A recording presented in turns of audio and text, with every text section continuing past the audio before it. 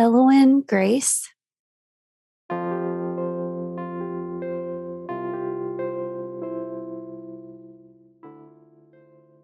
She looked just like her big sister, but with her own head of dark hair.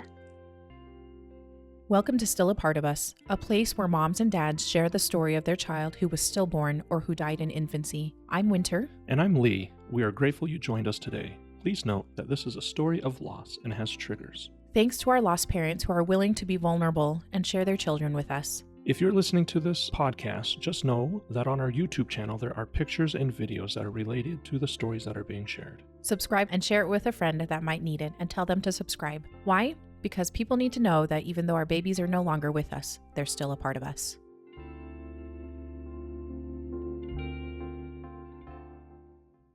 We are so grateful to have Tate on today to talk about her sweet Elowin. I'm so glad that she reached out because this is something that we are grateful for this community. So Tate, welcome. Thank you so much for coming on today. Thank you for having me on. Tell us a little bit about yourself. Tell us about your family, how your family looks right now, and maybe when Elowin was born. Yeah, so my husband's name is Chris. We met in college and we've been married for the last 7 years. We first lived in Panama City, Florida, and then moved to Birmingham, Alabama about 5 years ago when my first daughter was born. Her name is Elowen. We call her Avi for short. Oh, cute. And yeah, she's 4.5. And then we have a 1-year-old. She's about 18 months. Her name is Mariel Joy. And we live in a little kind of close-knit community outside of Birmingham. Chris works as a website developer at a really large church in our area. And then my background is in medical social work. Oh, wow. But yeah, I have not been able to, or I just have been staying home with the girls since Mariel was born because of COVID and because of being pregnant with her and just. It's too much. Yeah. A combination of a lot of things.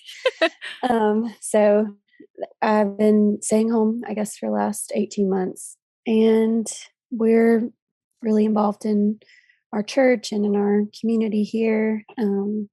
We just really love it in Birmingham.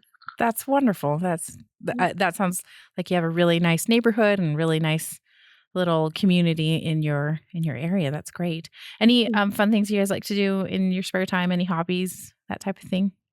Yeah, we're just out, we're outside a lot, having play dates with friends, and we love going to the movies and just, getting together, grilling and things like that with friends. I'm really into all the pop culture things and keeping up with Oh, really? all the shows and books and movies. Yeah, nice. Celebrity stuff. Good fun.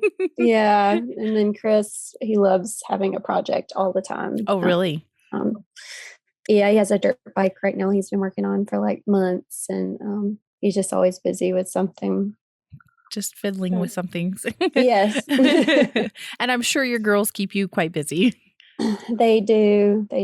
We're, we're always on the go with them. My 4-year-old is an extreme extrovert, so I just have to keep her with people all the time so she can get all of it out. Yeah. Oh, that's so fun. It is fun. Mm-hmm. And so as a bit of context, how long ago was Elowin born at the time of this recording? It's been 2.5 years. 2.5 years. So it was in 2019, if I'm not mistaken. July 2019. Yeah. Mm-hmm. So tell me about how you guys got pregnant and what did that look like for you guys? Yeah. So with our first, Avi, we did have some fertility issues, and we were expecting it to take a long time actually to get pregnant with her. But with the help of some medication, we actually got pregnant with her in like the first month or two, which was just a huge blessing and surprise. And just to give a little backstory with my pregnancy with her, went super smoothly and easy. And I had a real positive mindset about the whole thing, wanted to go all natural. I had Yeah. a doula, all the things. Yeah. And I just never worried about it. Mm-hmm. Her birth was pretty amazing. It was a little chaotic because I showed up to the hospital for the second time, which is sort of a long story, but I showed up for the second time at 10 centimeters dilated and ready to push. Oh, yeah. Yeah. And so it was a little crazy at the time. They were hooking me up to everything, and I was pushing, and I pushed for an hour with her, and her heart rate started to drop a little bit. So they did an episiotomy really fast, and she just flew out like all at once after that. And thankfully, she was perfectly fine, but she did have the cord around her neck at the time. Oh, okay. And the cord was very long and very skinny. Like, I remember, like, that was commented on, but she was totally fine, didn't have any issues, came right to my chest. It was a beautiful, like, experience. Just a little chaotic, but Yeah, I bet. yeah, but I ended up being able to do it naturally and have my doula and all the things that I wanted. So I Mm-hmm. was just thrilled with it. But looking back on it, I did remember that comment that they made about the cord. And so when she was around 18 months old, we decided we were ready to try for another one. And I was prepared that we were probably going to have to take steps to get pregnant and maybe try the medication again. Mm-hmm. And we got pregnant the first month that we tried. Okay. Well, that's, yeah.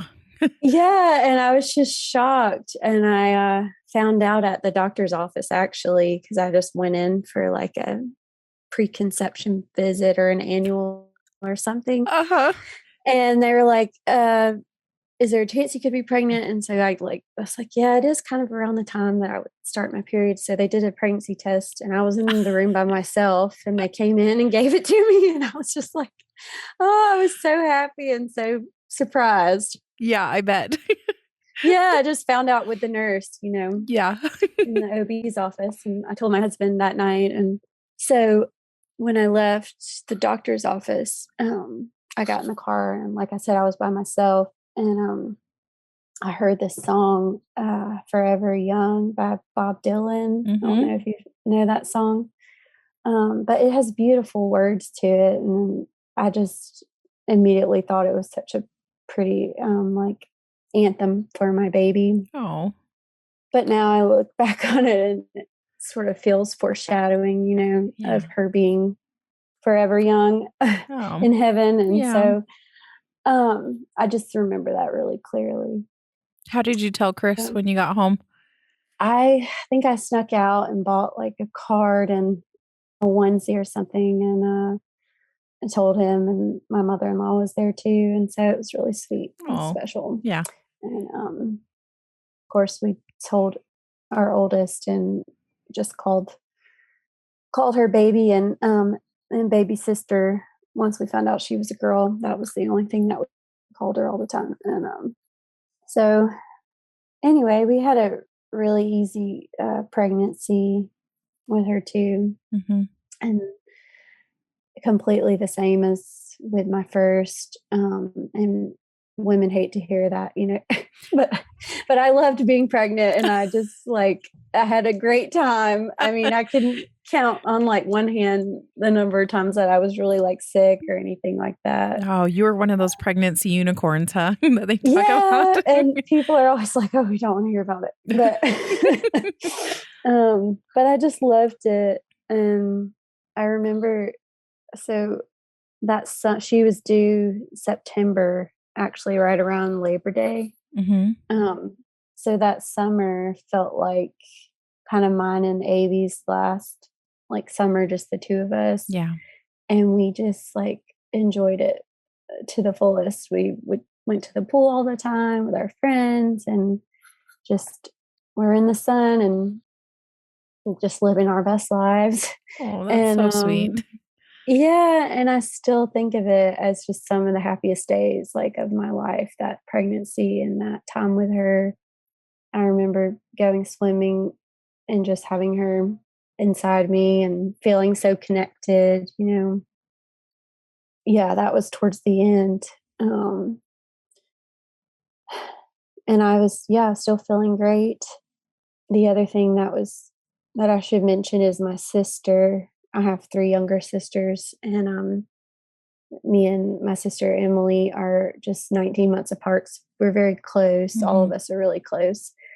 But she was pregnant with her first baby the Oh. same time that I was pregnant, and she was 2 weeks ahead of me. Oh, okay. So, we were together, we went through our whole pregnancies together, and that was really special for both of us too. Is your family nearby locally? No, Okay. I'm in Alabama and she's in Texas, Okay. actually. And then my parents are a few hours away. Okay. But kind of generally in the same-ish area. But that's kind of fun to have kind of a pregnancy buddy, I guess. Yes, it was really sweet. And both girls. Yeah. And my whole family is girls. Nobody has yet to have a boy. So, Really? yeah, 4 girls in the family. And then I've had 3 girls. My sister has had 2 2 girls. girls. And so, yeah. Oh, so fun. Girl Yeah, cousins, that's got to be fun.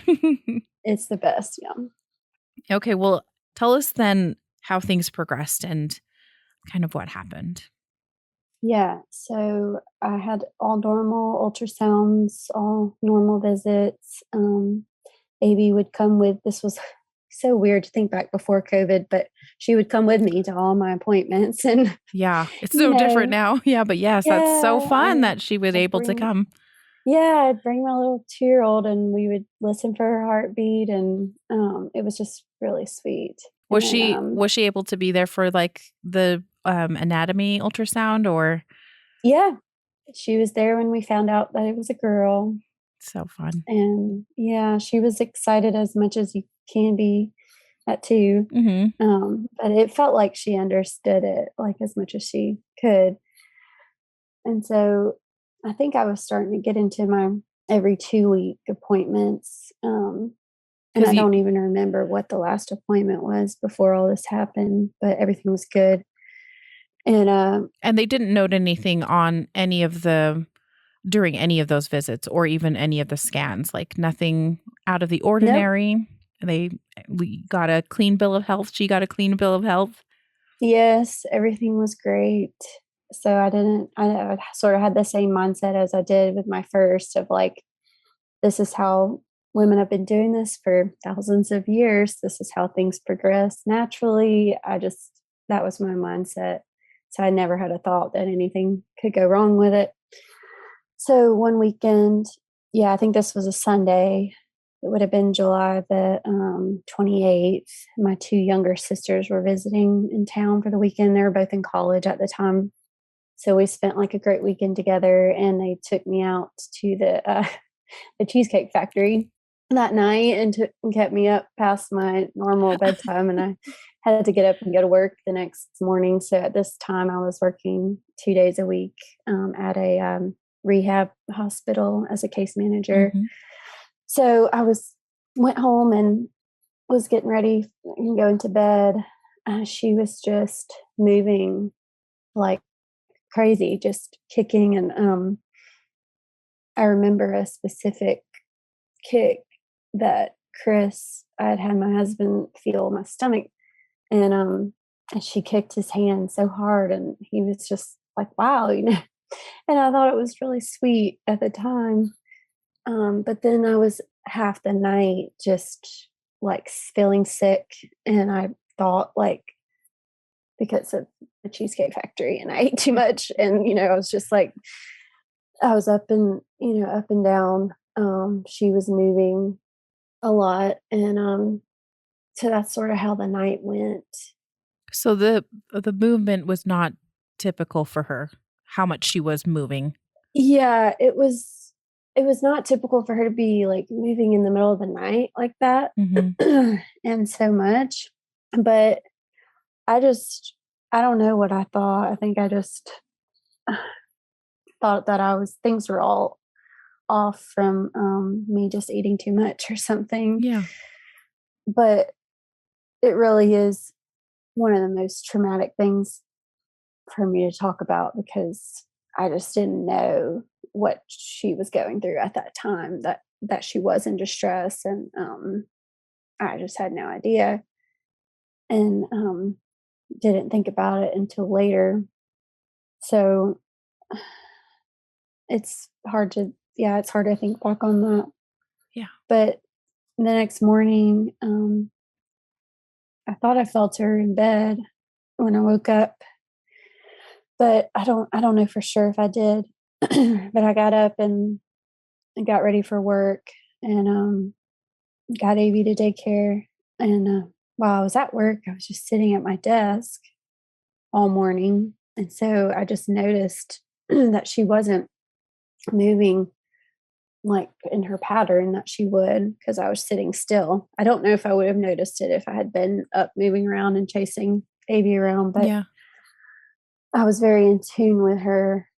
So I started to try different things. I was not worried. I was just drinking Coke. I was like just doing whatever they recommend. I laid down at one point and I was talking to my was in an office with like 4 other people. So I was kind of telling them, yeah, I don't know why she's not really moving around. I'm going to try all these different things. And so eventually around like lunchtime, so this had been going on sort of for the morning.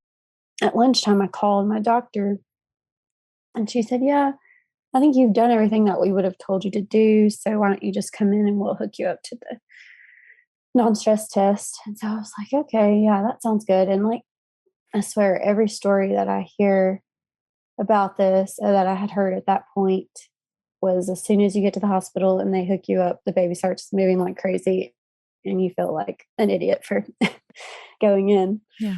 And so that's fully what I expected, was for that to happen. And I do remember like one moment I was walking back into the building after lunch and thinking, like, what if she was just dead inside of me? And it was like, that was too horrible to even like imagine. And I was like, there's no way that Yeah. that could be possible. But looking back on it, it's just so crazy that I even thought that, you know. Oh. And what week are you about this time? 34 weeks exactly. 34 weeks. Okay. Yeah. What an interesting thought that crossed your mind. That's, yeah. You don't ever want to think about that.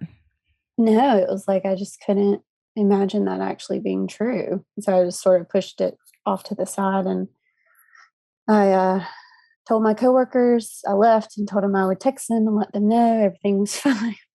I called Chris on my way. I was like, I'm just going to go get checked because just for peace of mind, it's fine. He was at work in a different kind of area. So I drove up to the hospital by myself and went straight to where they hook you up for the non-stress test. Put the monitor on your belly and everything.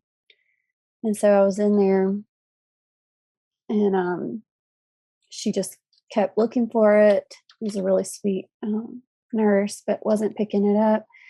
And it was just so difficult because my heart rate was like increasing as it wasn't being picked up. And so then I think the monitor was picking up my heart rate, and it was just like being very confusing because like I thought it was hers. And so I was trying to calm my heart rate down so that we could find hers. And it wasn't happening. And she used like a buzzer thing. I don't know if you know what I'm talking about, but it like supposed to wake them up. Oh, yeah. Yeah. If they're asleep, and you buzz your stomach with it. And I remember her doing that a couple times and it just wasn't happening. And so she said, well, sometimes they're positioned weird where we can't pick it up. So we're going to send you down to ultrasound. So I was like, okay, still staying calm at this point. I was still by myself, and I just kind of rushed down a couple floors to the ultrasound. The same girl who had done all my ultrasounds with my other one, and she took me back after a few minutes, and I just felt a little bit in a panic to get in there. And so I didn't even tell Chris or anything what was going on yet. So I lay down on the thing and she pulled it up, and it was just still. I can still see. It was just her little profile, but nothing was moving. She said, "Oh, she's all curled up. I'm gonna have to go get the doctor." And basically, like, ran out. And I was just laying there by myself, and I was just like, my head was like, "Oh God," you know, over and over in my head. That's all I was thinking. And my doctor came in and was like, "When's the last time you felt her?" And I was like, "I thought it was this morning." And she basically just shook her head, like, "No."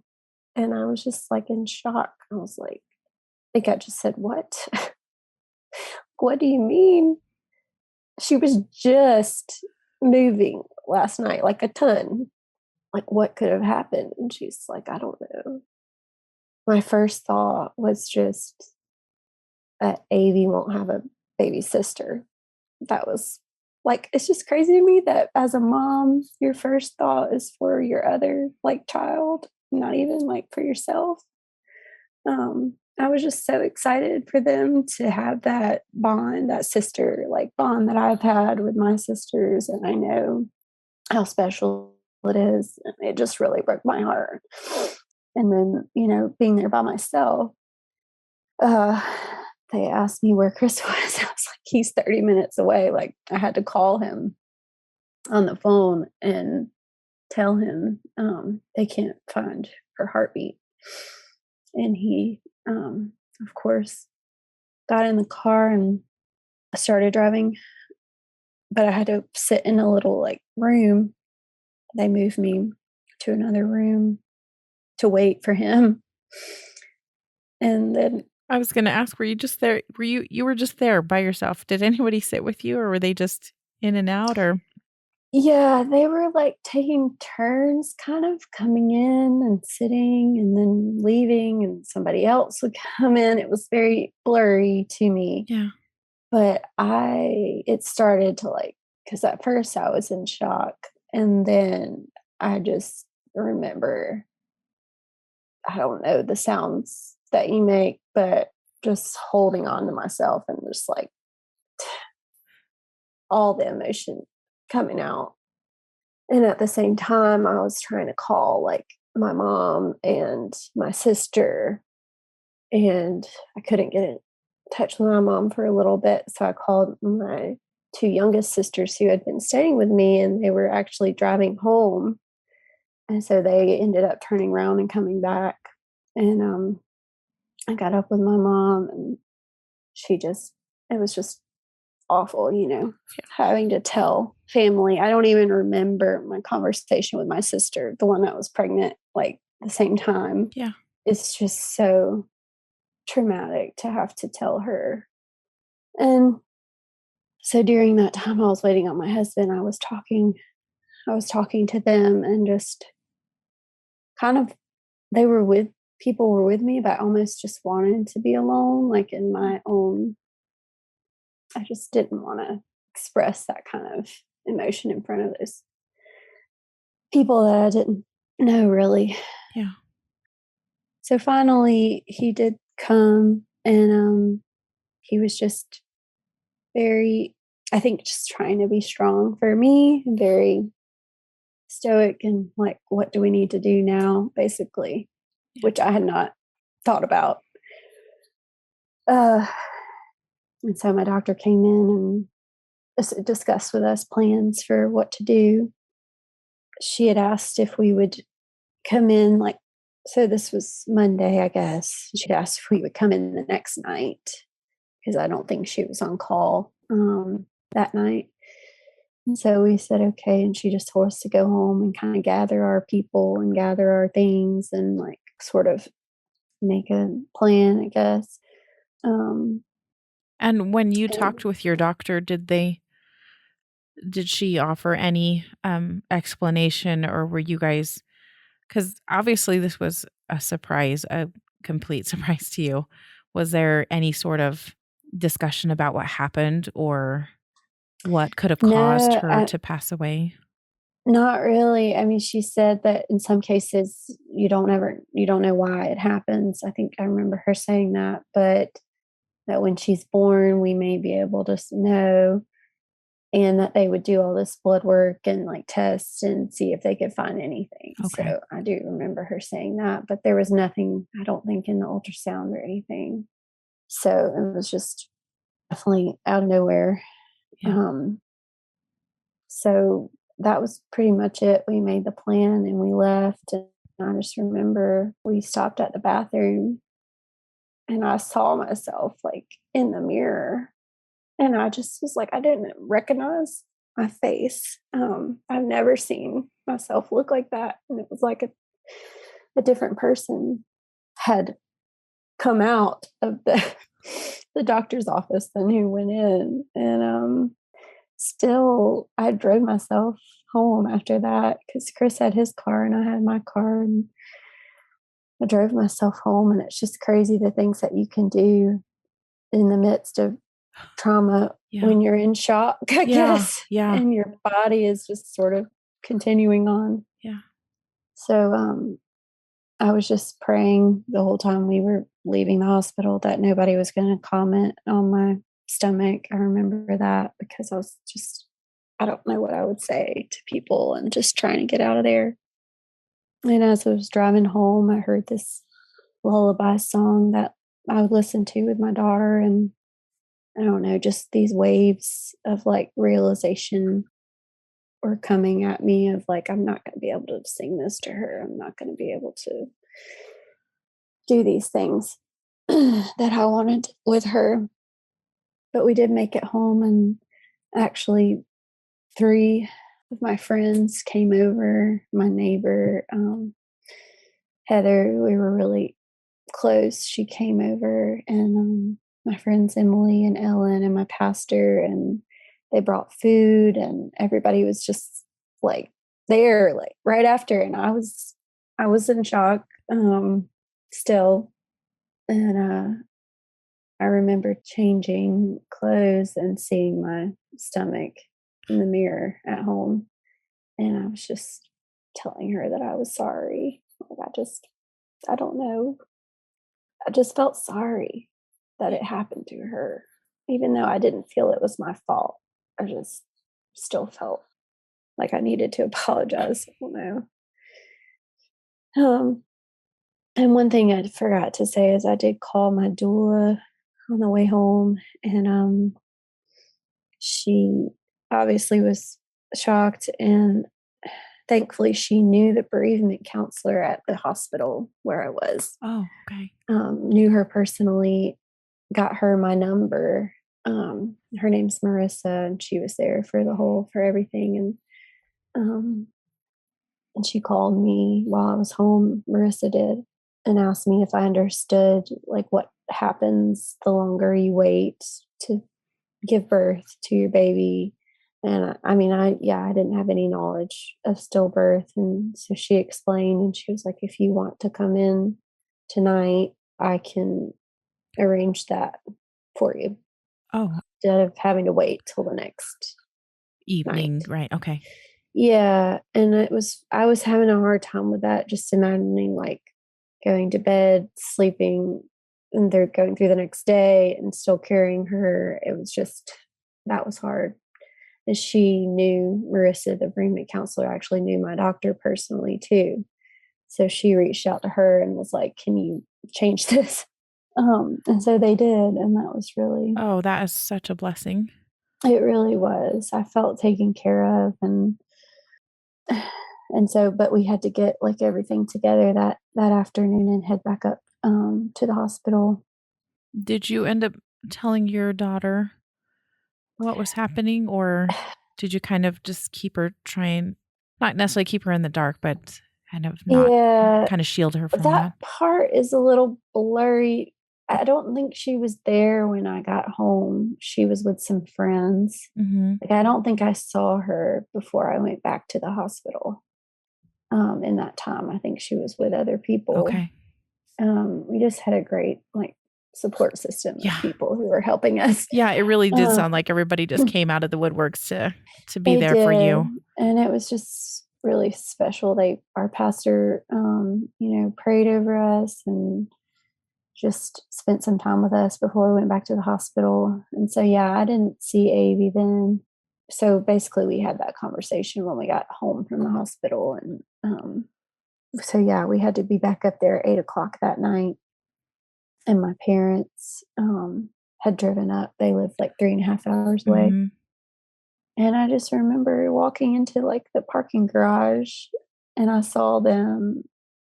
And I didn't even realize it was them at first. And then I realized it and I just was like, of course it is. They're just always there in a in a crisis. They're just always there. Oh. And I was having all these memories as we were going up of Avi's birth. And it was the same elevator, the same waiting room, the same everything. And I was just like, such a different experience. But my parents went up with us and we had a nurse. Her name was Courtney. And she just felt like an angel for me. This hospital was just very trained, I guess, to deal with these situations. And she took me to the room and was just so compassionate and so just kind and thoughtful. And I remember getting just poked and prodded with all kinds of needles for blood work and all these things that they wanted to check, and just feeling like I can't believe I have to go through all this too. Yeah. But they started the Cervidil Because you had not, like, you weren't dilated, you weren't there, nothing was happening, no contractions, nothing were happening. Is that correct? No, I was not ready. Yeah. Not ready at all. And so they started with that. I can remember laying in the dark and Chris was laying there somewhere. I just realized that she, like I said, these waves of sort of like understanding come slowly, not all at once. And I remember this wave of understanding that she was in heaven, but I wanted her to be here with us. And I was just laying there crying about that. And I remember like Courtney, the nurse, and Chris, they both just put their hands on me, and just really sacred moment. It was just the three of us there. And it was a very long night.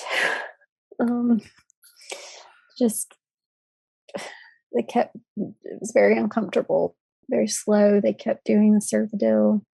The nurses changed out. She was the night shift nurse, and then I got a new nurse in the day. My parents were there the whole time. Michelle, a friend of mine, came to take like professional pictures. She's a photographer. Yeah. So that was another friend's idea to have her come up, and it was just, I'm so grateful for that. Yeah, that's so kind. Yeah, I never would have thought of it. But now they're like my prized possession, you know? Yeah. And so I don't think she came in until the actual birth. Mm-hmm. But throughout that whole day, like it was actually a whole night and then a whole day. It took, I guess that's like 24 hours. Yeah. My body was just like not ready to let go, I think.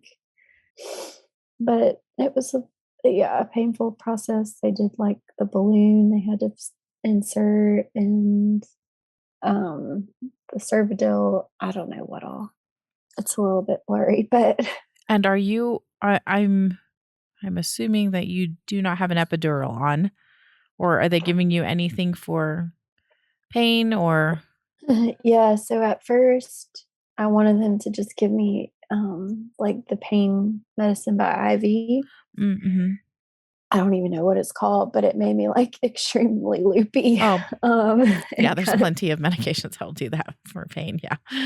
Yeah, I felt like pretty drunk, and it's just crazy looking back on it that even in a situation like that, we could laugh at some points, you know, and like as a family with my parents. And I don't even know, it was just a very long day. And then after a while, when I started feeling pain, they did place the epidural. I remember holding on to the nurse while they were doing it. one of the nurses was like a brand new nurse. So it was like, I think it was her first time being in there for a stillbirth. And she was so young. I think she probably just graduated college, you know. Yeah.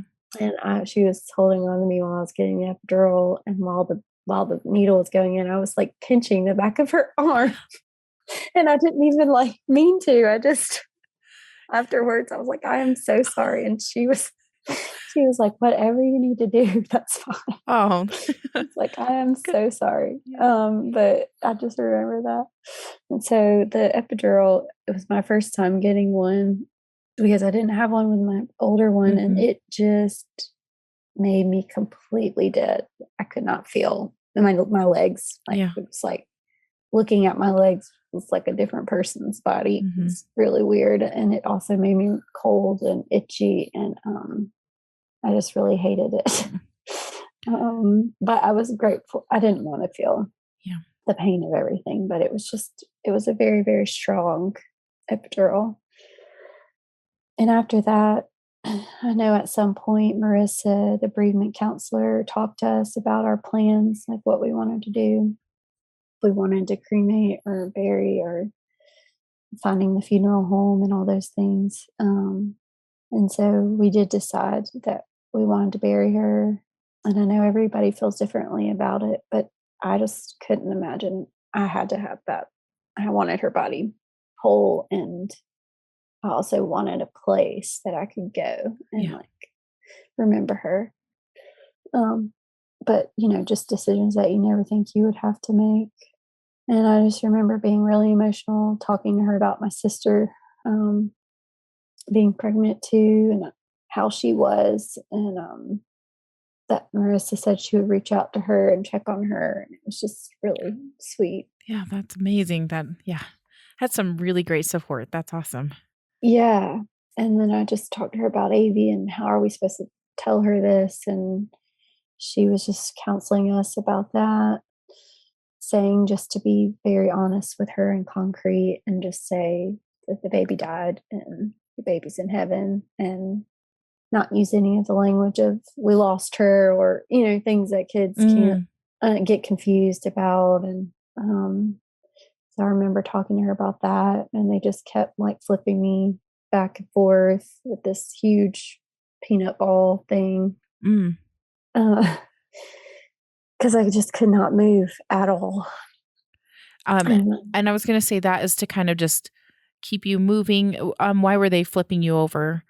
Yeah, like on my side, from one side to the other. Yeah. To keep me progressing. Yeah. Okay. Because you can't do anything. Yeah. And Marissa was a doula before, and also is a doula. So she knew all those things too, and she'd been to many births like this. So yeah, finally, I think it was around like 6:00 at night, they came to check me, and they were like, "Oh, her head is there. It's ready." And I sat up, and I just remember this feeling of just dread just came over me of like, what is this going to be like? This is going to be like, I actually am going to see her now. And it wasn't that I didn't want to see her. I just didn't know what to expect.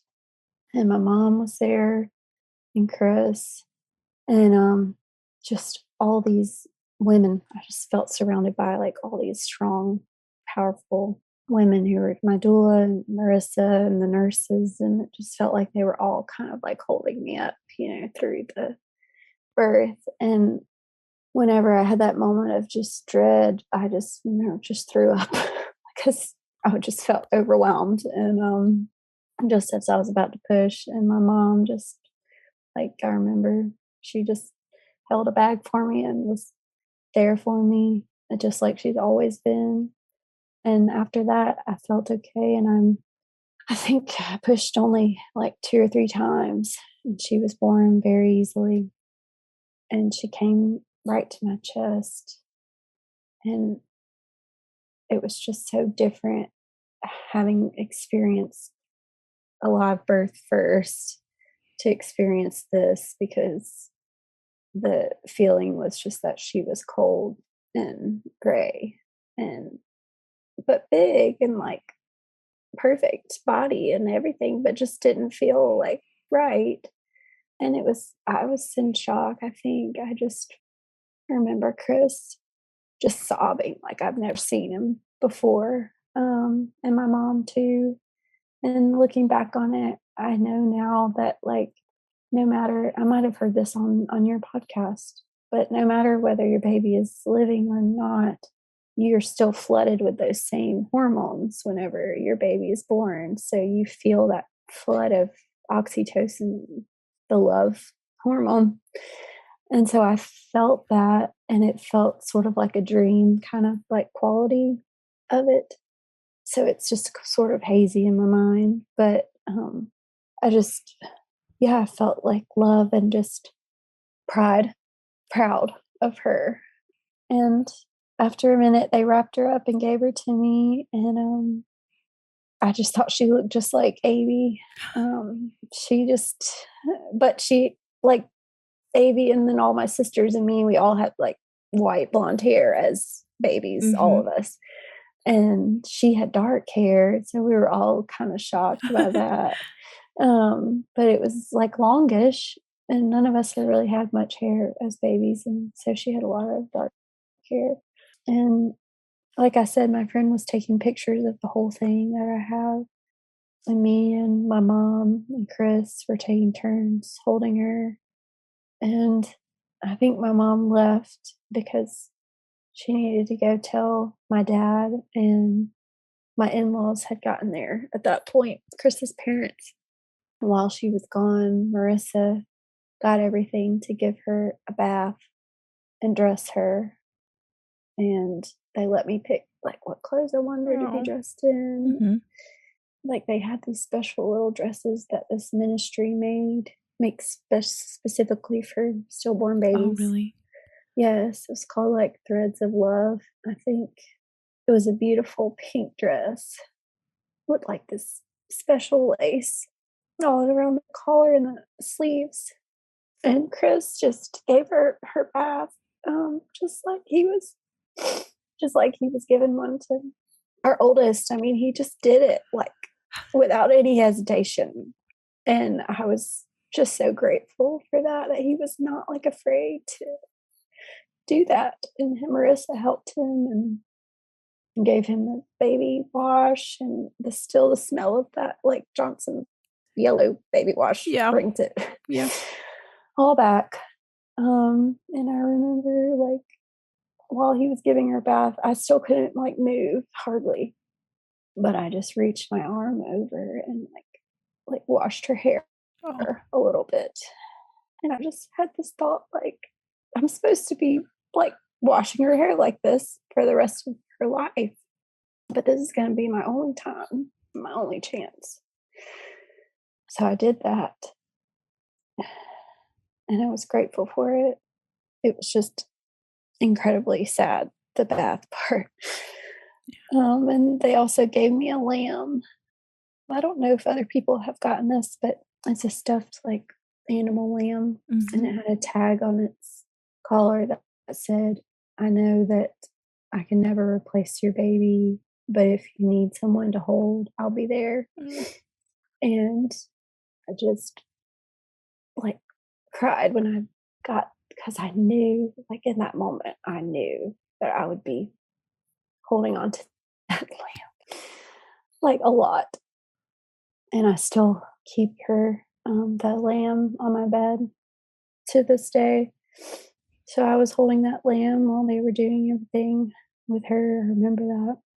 I was going to ask if, how big was she? Did they weigh her? And yeah, how big was she? Yeah, she was 5 pounds and 5 ounces and 19 inches long. So she would have been probably pretty big if she had been full term, because this was 34 weeks. And I forgot to mention that as soon as she was born, they saw the cord was in a true knot. And also around her neck, and also was very long and skinny, just like my first. With Avy. Oh. so it was in a true knot, and it was around. Was it quite compressed against her neck? Did they say anything about that? Not really. I didn't see it at like when it was like that. I don't know how many times it was all wrapped around. I just know that I think because it was so skinny and long, the knot was just very tight, had Mm, gotten tightened. yeah. Um, so it really haunts me that night that was because apparently a true knot forms really early on, or a knot can happen in the umbilical cord early on in the pregnancy, when they're tiny enough that it can. They can move around enough. Is that? Yes. Oh, okay. I did not know that. Yes, but not always does it actually cause a problem. Like some babies are born with it in a knot and Mm, they're fine. But I guess when she got to a certain size, um, in that night, it was compressed, and that's why she was so active and in distress. And I didn't know at the time. So that's something that I do want people to be aware, is not to scare anyone or anything like that, but just to be aware that it's not always a decreasing in movement, but sometimes if it's a very chaotic kind of frenzied like movement can also be a sign. And so that's what had happened. And I am grateful in a way that we do have a reason, because I know a lot of people don't ever get any explanation. So yes, that's what. I'm so sorry. That's yeah. I'm so sorry. Thank you. Tate, will you tell me why you guys chose the name Elowin for her name? It's such a I think it's such Yeah. a beautiful name.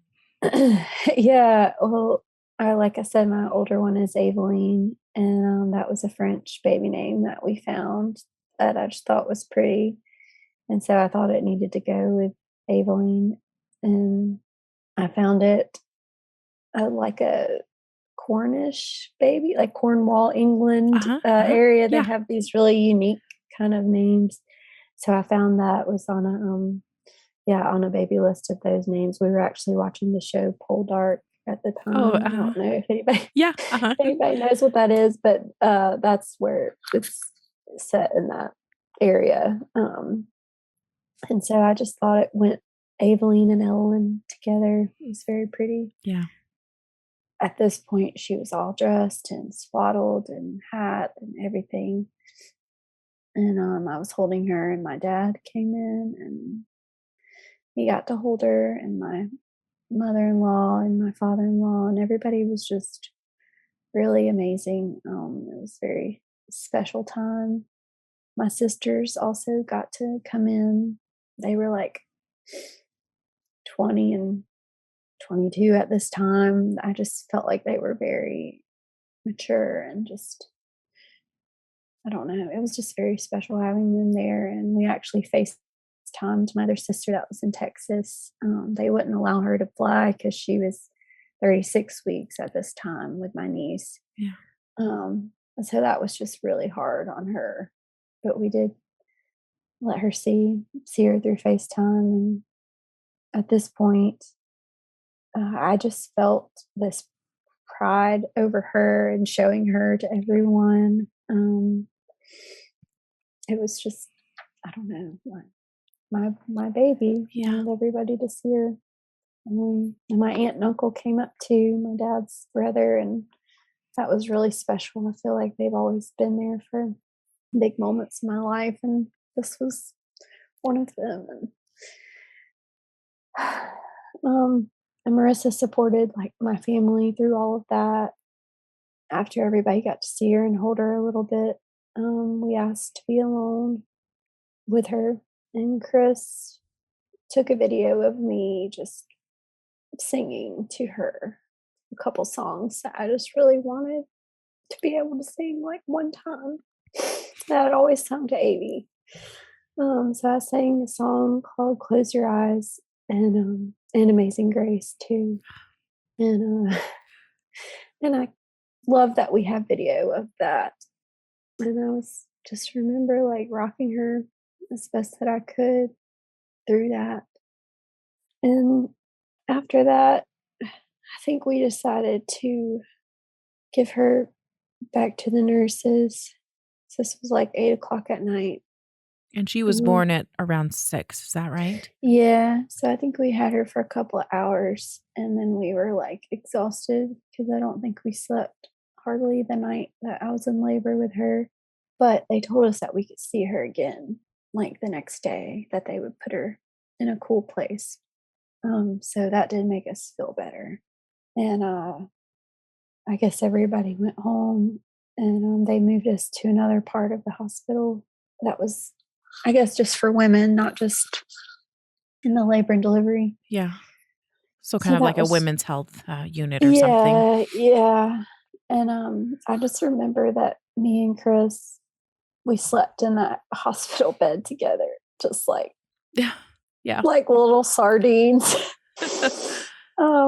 But just holding each other and being there with each other. And it was like, we are really the only two that can truly understand what we're losing here, what we're going through. And I felt very close to him and very grateful to have him. And so the next morning I was ready. We wanted to go home, and we had them bring her to us in a little basket. She was in a little basket. And it was just hard for me because she looked different a lot, like had changed overnight. Right. Even though she was in a cool place, she just didn't look the same. And Chris wanted to keep her for a while, so we did, and he prayed over her, and we just had like quiet, like kind of moments together. And my doctor came in and talked to us, and she was great through everything, and talked to us about counseling and medications and all those things, and was taking care of us. And then I remember then, taking her away, and I just was upset not knowing where she was going to be, who was going to come and get her, how was this all going to work, is she going to be alone, just all those like really sad, unnatural. It's just so unnatural, it is, to not be with her. But at the same time, I think we were ready to go home and be with AV and be with our family. And so I remember Chris went to get the car, and so when we were discharged, and the nurse, pushed me out, and it was just, I was trying to hold it together, but I was like, being wheeled around in front of all these people. Yeah. Going out of the hospital and just being empty-handed with that box and the lamb and the memory box of things, and just sobbing, to the car, and just driving home, kind of like very surreal feeling, going home by ourselves.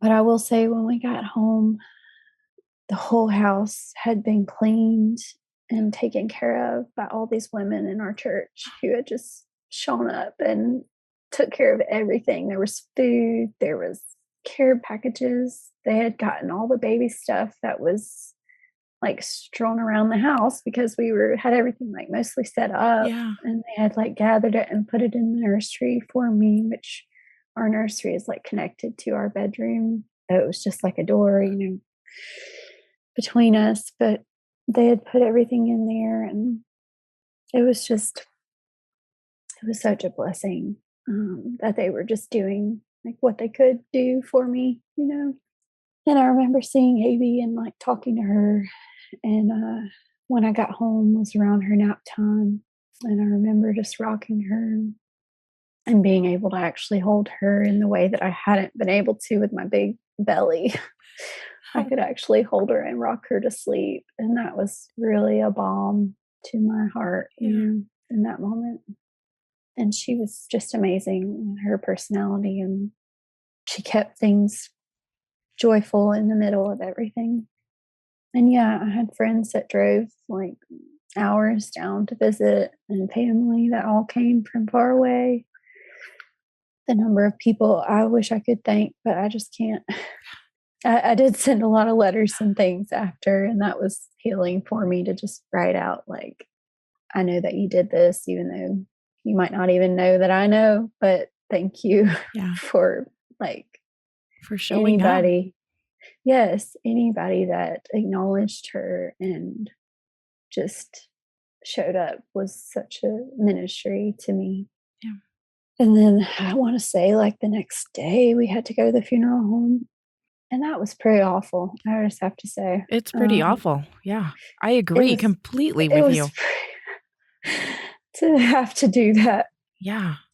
I mean, I should probably mention I've never had anybody close to me die. Like, not even all my grandparents are even still living. Yeah. So this was like completely foreign territory for me.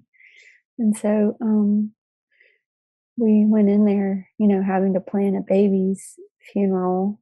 And I just remember them like driving us around in a golf cart to find like our plot that we wanted to bury her in. And I was just like, this is not happening. Yeah. It's so bizarre. You're like, yeah, you're right. It shouldn't be happening. It's so unnatural. I mean, yeah, it just felt like a dream or a movie or something. But we did end up finding a very beautiful, peaceful spot that we loved. Is the And cemetery close to where you guys are at? yeah, it's probably like 15 minutes Oh, okay. away. Yeah. Yeah. Yeah, so not far, not too bad.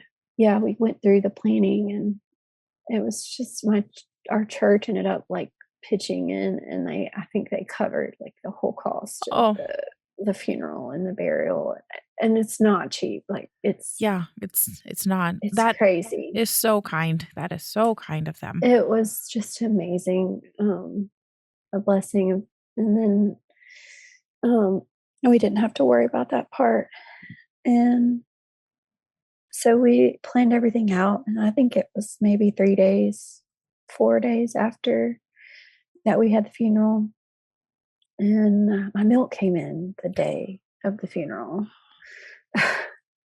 And, It's it's just just brutal. yeah. Feels like a kick you while you're down type of a thing. Yeah. Yes, it was really hard, and it rained, and I had prayed that it wouldn't rain, but when it did rain, it just sort of felt like heaven was just kind of like crying with me. It almost felt appropriate at the time. Um, and I had no idea that Marissa from the hospital was going to come to the funeral. Oh, that's So nice. she actually came and she FaceTimed my sister in Texas through the funeral. So she was able to be there through that. Then I forgot to mention too that we did have a viewing like in the casket beforehand just for like family. Mm-hmm. So my grandparents and all our sisters and brothers. That was really not good for me because I did not know she was going to look so different. You know how they do all the Yep. Some I makeup didn't or whatever. Yeah. And I was not prepared for that, and so I just sort of cried through the whole viewing. oh, Um, but she was dressed in a beautiful we picked out like a white, long, almost like a christening dress mm-hmm. looking, and a white bonnet that matched it, and we let Abby see her, which I was conflicted about, but Chris really wanted her to be able to say that she had seen her sister. And so she did come in and see her and put a little like teddy bear in the casket with her. Oh, Um, and she just was saying, why is the baby sleeping? I want to see the baby. And afterwards, she just kept saying that she wanted to see her again. She wanted to see her. And I was very upset by that. yeah. But also just, I think it was the right decision that she was able to see her. And so that was how the viewing went. And then we had the service, and we probably had like 30 or 40 people we had invited, and it was just a graveside like Mm-hmm. service. And our pastors spoke, and Chris actually got up and said some things. I wish I could remember or what he said, but it was really brave of him and really special. And he carried her casket down there, and I think that has always stayed with him. Really painful memory, but like something that he needed to do. And, so it was a beautiful service, and but it was just so hard to leave. I remember everybody was leaving and we were kind of parked in front of everybody, so we had to go, and I just like did not want to leave her there. And we didn't see her actually buried or anything. We just left before they did all that, but I did not want to go. But we did, and we had a reception afterwards, and everyone took care of everything, and everybody did a great job with it. And then my niece, Blythe, was born exactly a month to the day after Elowin. Yeah. And that was just a really precious gift to our family. Like at that time, like we just felt like we were carrying this sorrow and then this joy, like right together at the same time. Like we were walking through that together.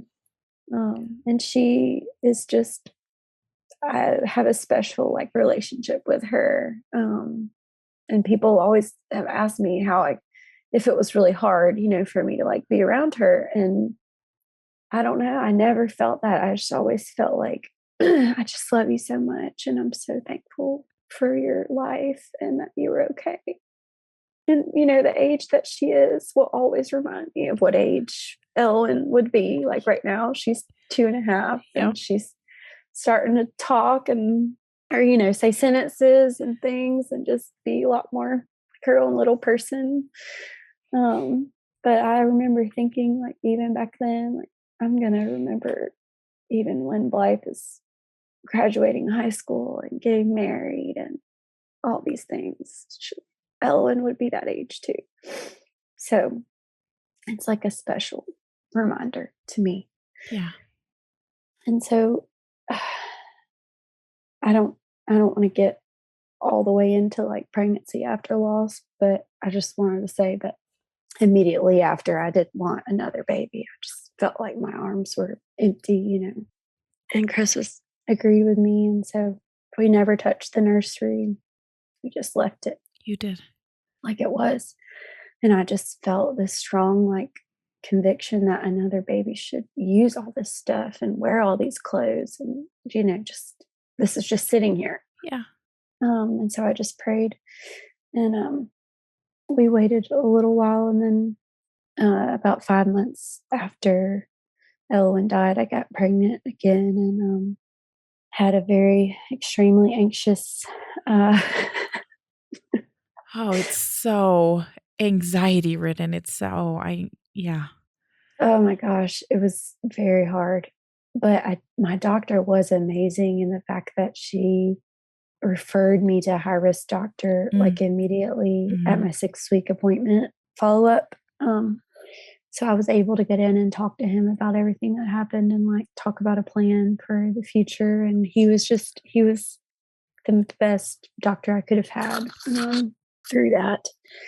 And there was really nothing they could do except monitor with this.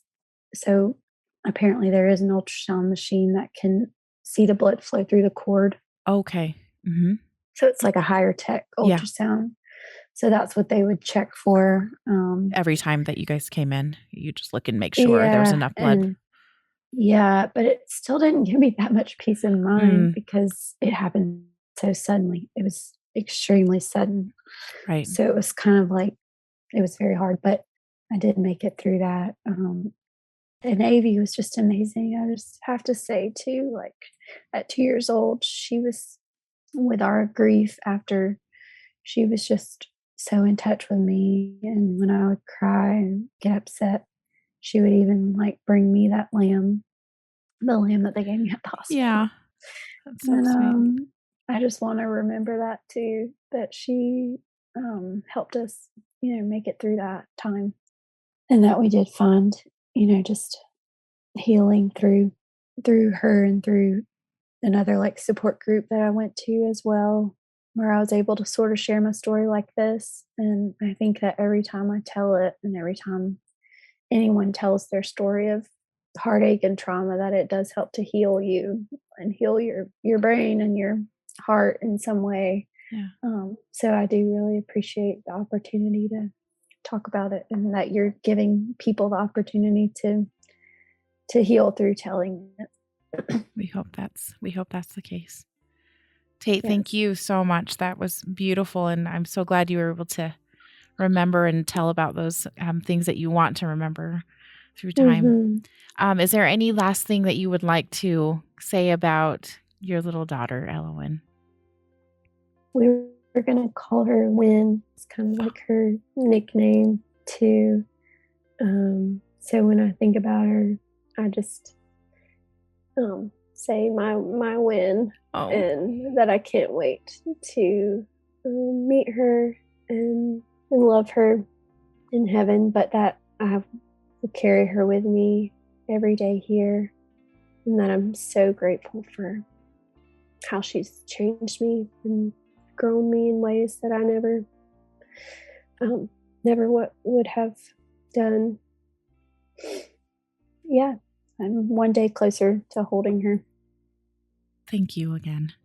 Thank you.